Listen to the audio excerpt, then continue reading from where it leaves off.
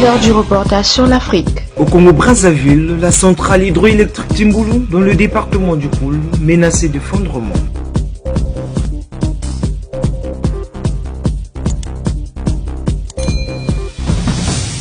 Le 4 décembre 2024, un rapport technique transmis par le directeur de la société China Machinery Engineering Corporation Congo au directeur général de EKRC concernant les dégradations majeures dans la centre-ville hydroélectrique Timbulu provoque des frissons et des vertiges.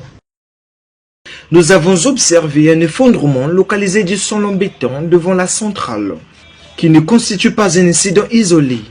Au-delà de cette zone, des problèmes similaires ont été identifiés près de la station de commutation, sur la section aval du canal de fuite, et à plusieurs autres emplacements stratégiques. Ces dégradations semblent principalement causées par des infiltrations d'eau provenant du réservoir. Il est important de préciser que pour les barrages en terre comme celui d'Imbulu, ce type de problème est en réalité l'un des désordres les plus fréquemment rencontrés et ne présente pas en soi de complexité majeure à résoudre.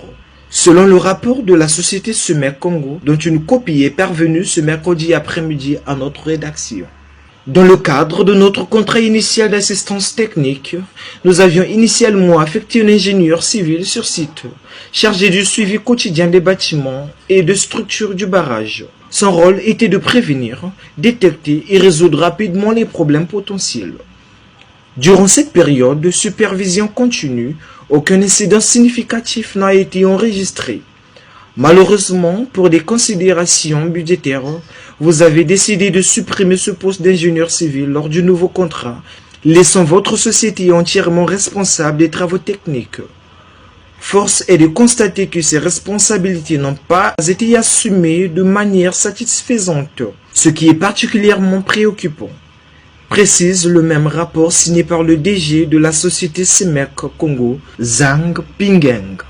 Suite à votre demande d'assistance informelle fin octobre, nous avons proactivement dépêché un expert en traitement des fondations depuis la Chine. Le 10 novembre, une inspection